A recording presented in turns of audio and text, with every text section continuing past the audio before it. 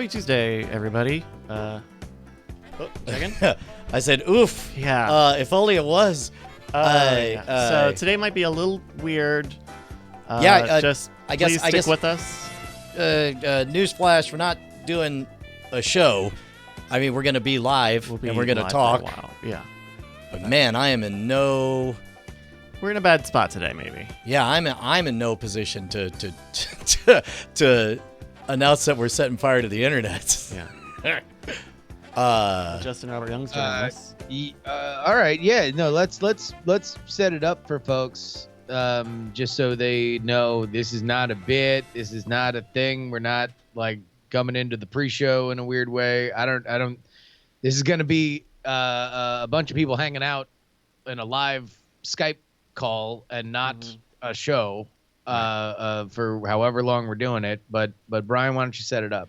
Yeah, okay. First of all, for those of you jumping the gun and think you know where this is headed, no, Sneakers is still with us. I know, I saw him walking around yesterday. I was like, oh, the little guy's still kicking. Oh my God, it's surprising. As a matter of fact, the next day, like, we went to bed that night full. Bonnie was like, well, I guess tomorrow will be the day we take him to the vet or whatever. But he got a little bit better and better.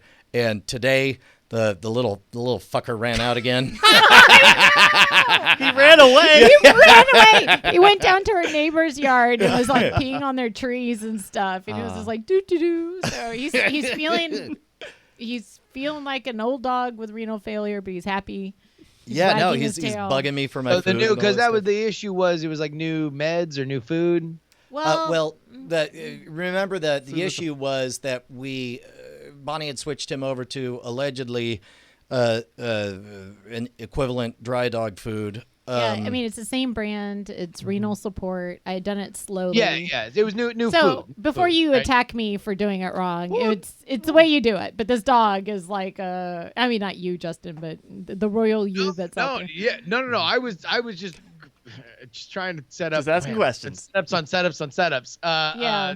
Sneakers got new food is all I was trying to reestablish for the audience. That he was feeling really bad. Well, but he also got his heartworm pill, and I've decided I'm not giving him any more heartworm pills. For quality of life, because each time he got like his pill, it's like you just realize they're like, this motherfucker's not getting heartworms. Yeah. There's no point. And I think the combination might have really done him in, but like he went from just like basically sleeping all day. I mean, he was just enough better that I said, well, maybe I'll wait a few hours. I mean, he was so lucky. But now he's back to where he was a week ago. Percussively barking and waking Brian up in the morning. Yeah, throwing bark darts, as Brian says. So bark really darts. like clever. But all right, here let's the real reason that we're not having a show, and we don't know what the next however long looks like, is that the internet lost a legend and I lost a friend. It was announced that Grant Thompson, the king of random, passed away last night, and we don't know any details, but I found out literally 120 seconds before we were supposed to go live, and not knowing how to process anything. We didn't want to just not show up, but we didn't want to try to be funny and do a tight show or anything. Where did you meet Grant? I might have the first connection we had.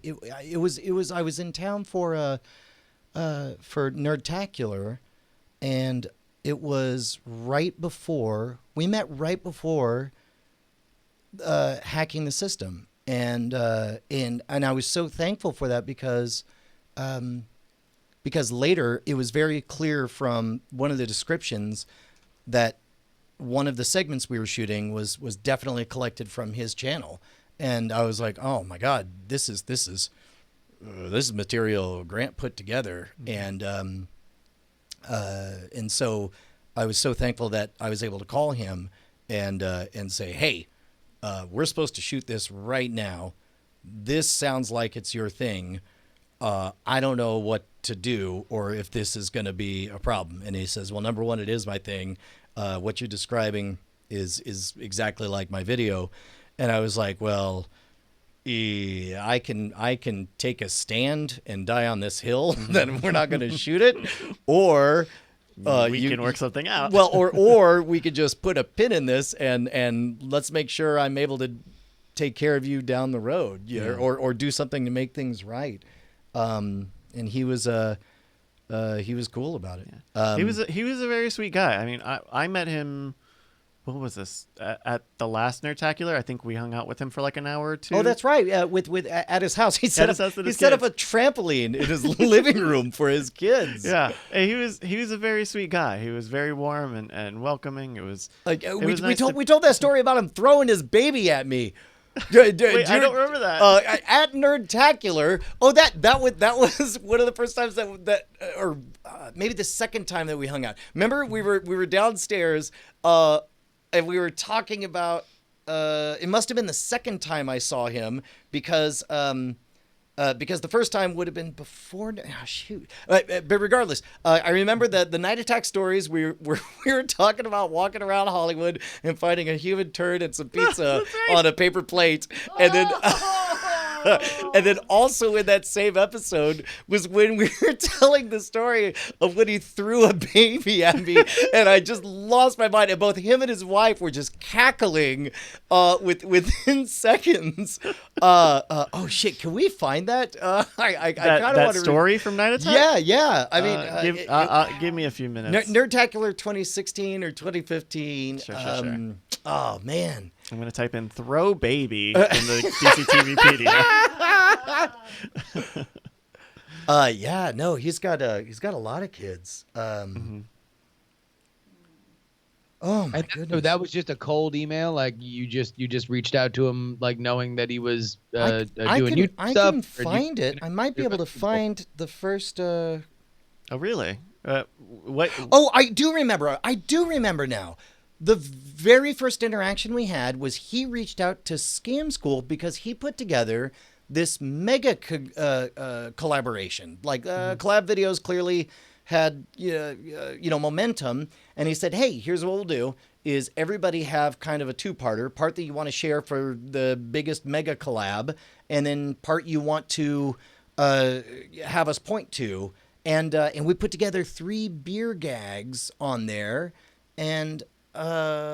Shoot, that would have been the first thing. I wonder if we could find that. So he was it was part of the YouTube community. You guys, he was doing a big gigantic thing. You were a part of it, and then because I know that there's many stories that you've told me of going out there and did you wind up going to? Did you meet him in Hawaii for whatever reason? Hawaii. No, he. In Hawaii, he told the story of his first ever meetup impromptu meetup. Oh, who is that? All right. Yes, I used to be skinnier.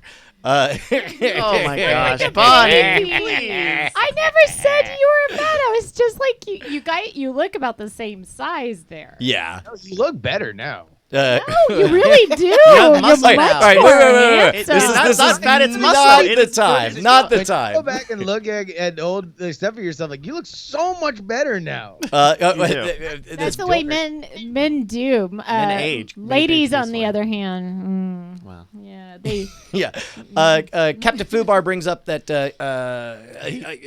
Yeah, he told me the story of he just sort of impromptu said, "Hey, I'm going to be in Hawaii at this place," and then just this gargantuan line showed up. He ended up spending 3 or 4 hours meeting fans, and that was the first time that it really hit him that he was really affecting a lot of folk. Yeah. But he also it was really interesting because I remember him at the time when we met, like saying, YouTube's a lot of work and it doesn't seem like it's worth it. And, I was like, I gave my opinion, which I'm sure you guys can guests, talking about platform and, well, don't walk away from it. There's value in there. And I remember chatting with him later, asking like, "Hey man, how you doing?" It sounded like you were dealing with burnout. And he was like, "No, it's the best thing ever." And this is right after the time that he you could see the pivot in his channel where he goes from super polished things where he's doing everything, where he's just like, you know what? I'm just going to find out what happens if I throw dry ice in a cold river or whatever. And he kind started of roughing it, just doing phone stuff or, super quick. Setting up bits. interesting questions and then just releasing like every single day. And then...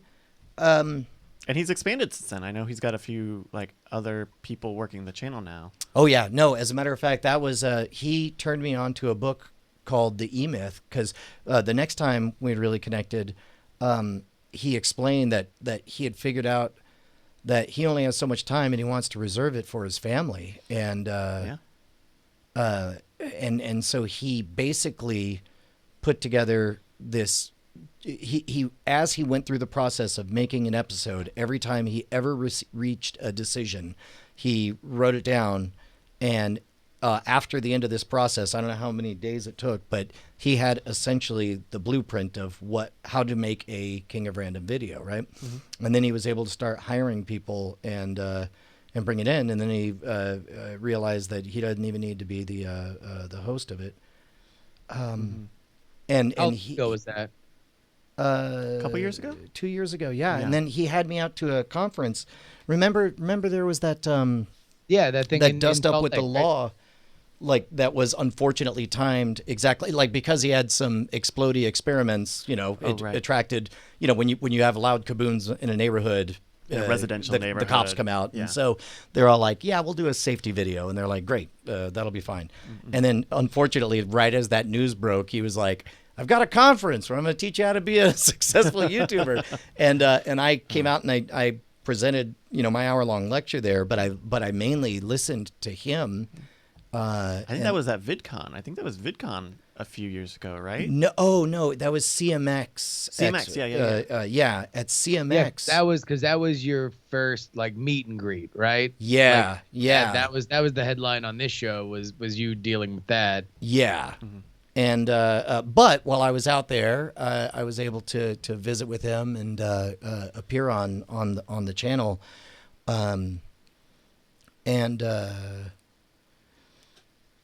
man, sorry, it's just sort of hitting me that I would assume that. So I don't know. We've talked about this privately, but a big part of everything we're doing right now is there was something I read an article about if a business can pass the school bus test, and it explained that school bus test is what happens if the CEO gets hit by a school bus, and we've talked about how I'm hoping that I'm trying to get us to a place where we could pass the school bus test, and it didn't occur to me that I should think about it in very real, concrete terms, not in the abstract, because that is all of a sudden I just want to reach out to everybody and find out how we can help, because I would imagine. I'm sure it's a tough time over there right now. I mean, whatever turmoil we can imagine. I don't know. It's. Oh my goodness. Yeah. Well, he's definitely going to be missed. I only know a few like YouTube sort of people, right? I don't keep up with like vlogger space or what. I know the big names, but for some reason he was like really one of the only science channels that kind of broke out and kept kind of being seen around and was always like universally beloved, whether it was like GIFs or actual videos and stuff. I think you had it right. Like he was a legend, and he's gonna be missed. Yeah, man, and an unending font of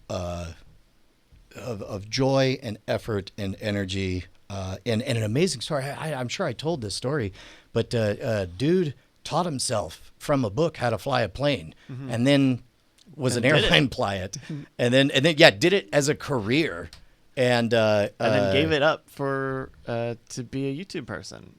right? Or is that yeah, how it well, was? no, and he didn't even give it up. That was the amazing part. He was just like he just flew less and less, and made videos all the time, and then only when he couldn't justify, because keep in mind, as long as you keep your pilot status, I mean, you get to fly free everywhere forever, which is a pretty good gig. Yeah. But it was at some point YouTube was treating him right enough that he couldn't even justify continuing his gig as a pilot. Yeah. But oh man, yeah, I don't know where we go from here, Justin. Don't go anywhere, man. Like it is, I think that especially when you have unexpected moments like this of true tragedy, there's no real right way to go about it, right? Like it's just a jagged edge that pops up into your life. So if there's one thing that has always been the undercurrent of this of our friendship and every version of whatever we've built here, it is the honest element of it. So I'm just glad that if even just for a little bit, folks can understand the measure of somebody is how the hole they leave when they go, right? Like and it is the definition of tragedy when you can kind of see that as clearly as it is here, because he went way too early. So oh geez, there's just no right way to do it. And I don't mean just this show. I don't mean comedy. I don't mean internet programming. I don't mean hashtag content. I mean like dealing with shit like this. Like, especially when I know for you, Brian, not only was Grant a friend, right, but in the weird world that you're in, you don't have many coworkers, right? You don't have many peers. Of well, and in many ways, I don't know. I don't know what you call a relationship where you take turns mentoring each other on different things you're experts in. Your rivals. But that's rivalship. Well, okay, that's not what I want to put down. Yeah. But I mean, it's called peers. Yeah, it's you colleagues. guys were peers. Yeah. You know what? That's a really good way to put it. Contemporaries. Yeah, and yeah, man. I mean,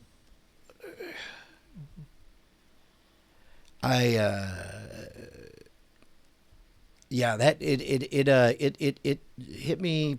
I didn't expect that. Like, because when I walked in, Bryce was like, "Hey, you get my text?" Well, and I was like, "No." I was like, "Oh no, what?" Because I thought it broke earlier in the day, and I figured it would have happened, or people in the chat knew about it, and so I thought, oh, okay, I must have just missed this. Yeah. Well, and realizing that, oh, I don't think Brian's got my text. Bryce says what the only thing Bryce could think to say, which is, I sent you a text.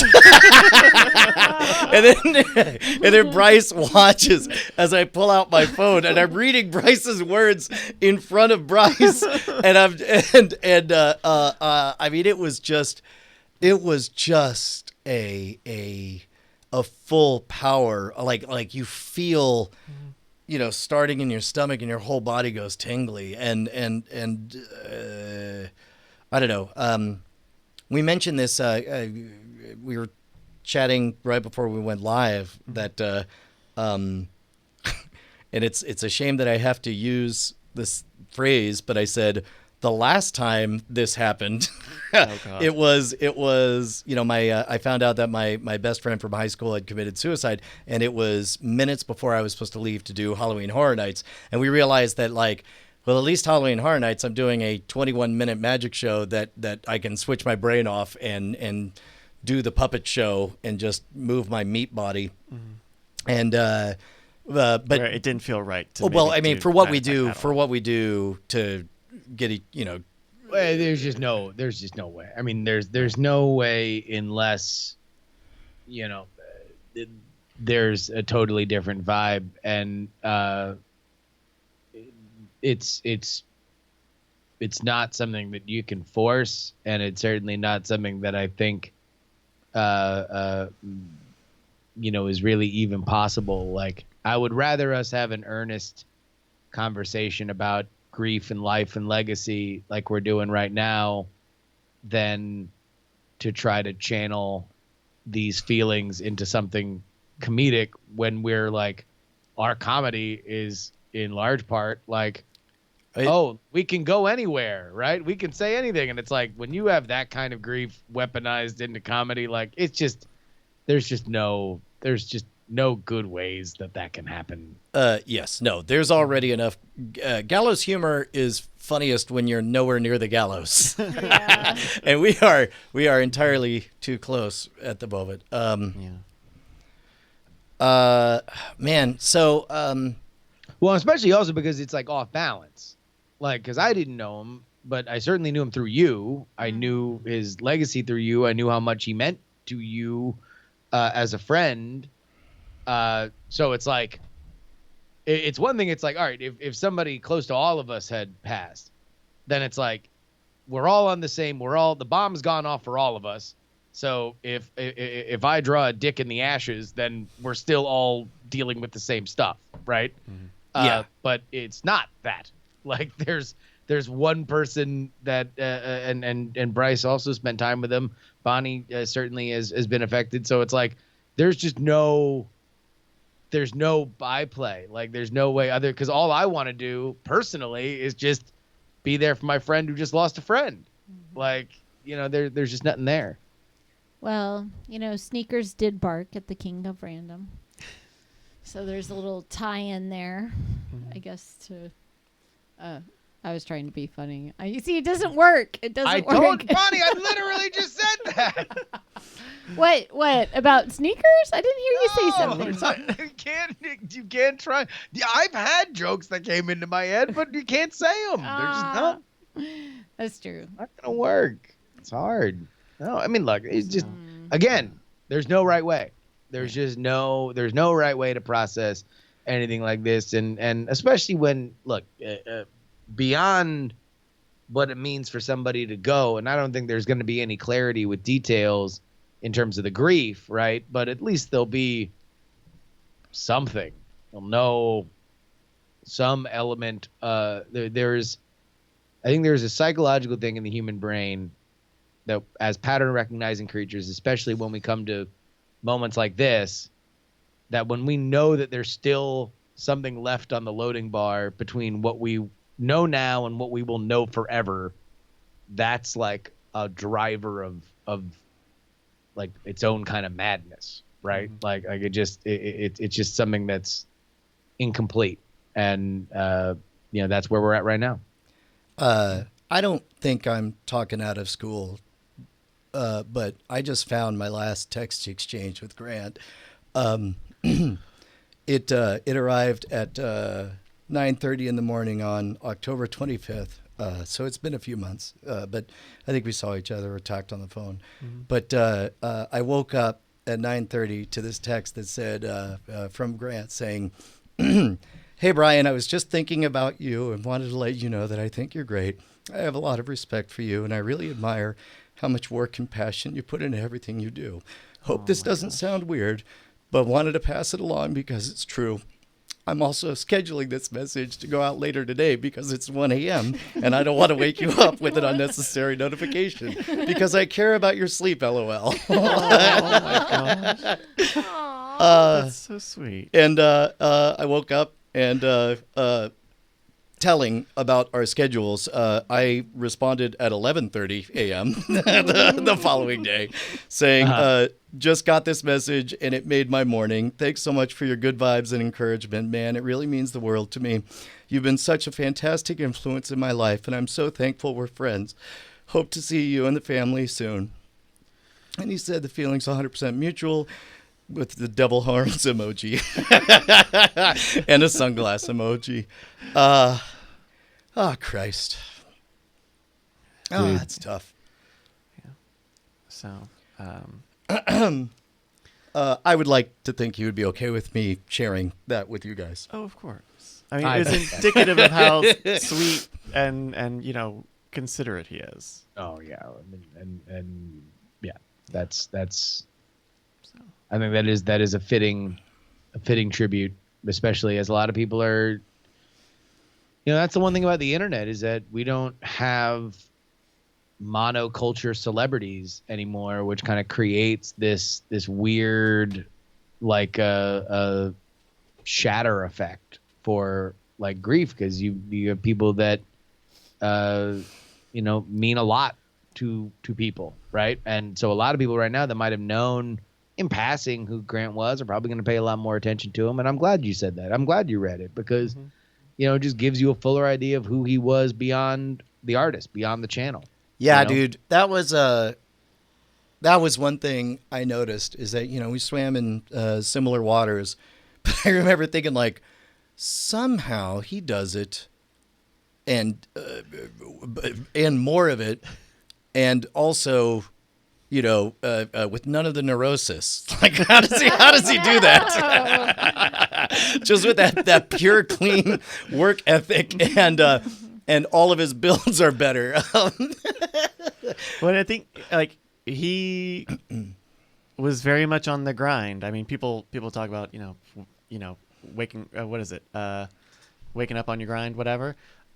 For a long time, I mean, when it was just him, that my understanding he was shooting all day and editing everything all night, and I mean that's how sort of dedicated he is to I was so happy. I was so happy when he started appearing more in front of the camera and allowed himself to be a personality. Originally he was like, the build is the star of the show. I mean, that's not the words used, but it was very clear that he was humble about it. And I was like, meanwhile, I'm like, don't be humble. They like you. I like you. Yeah. I want to see you.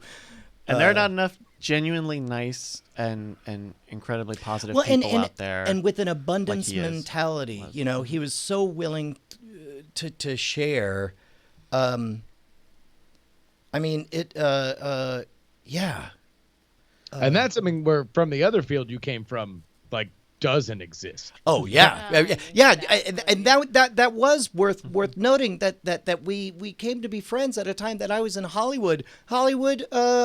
Not so abundance mentality fuel. Not so. Or what about magic? Or yeah, or even magic. Yeah.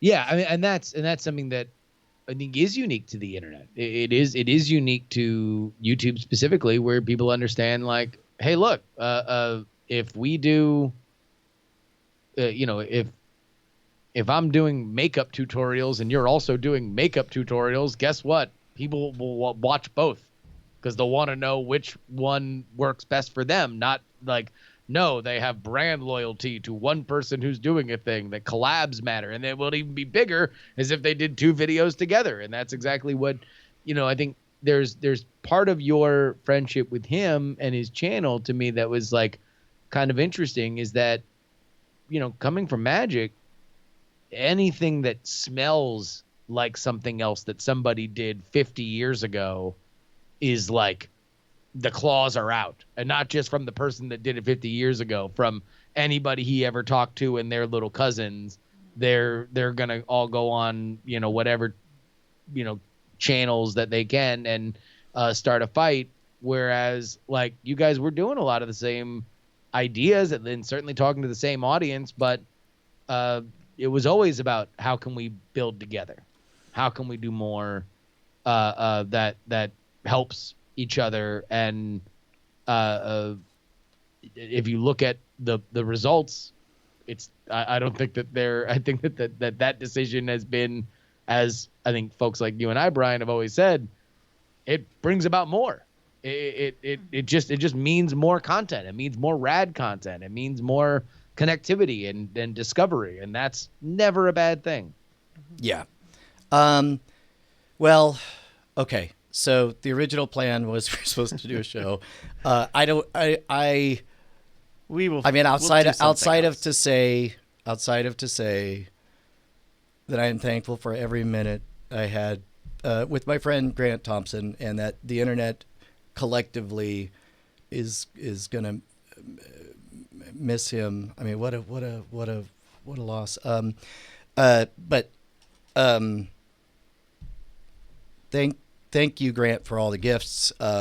What say we just sort of wrap up this live stream, and in fact, I mean, I don't mind just putting it on the Night Attack feed so everyone understands that this will serve as our collective gathering. But in the meantime, I just want to say, oh, goddamn, am I thankful for everybody in this room, everybody in the chat room, and everybody listening right now. And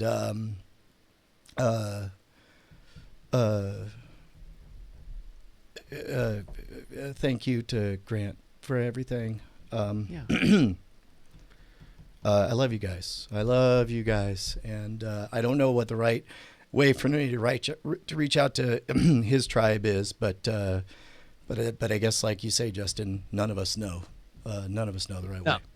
No, there is no right way. Just know that from everybody here at Night Attack, and you know, I think we can easily speak for, you know, the Scam Nation channel and the Minor Rogue channel and everybody out in Austin, and certainly here in Oakland.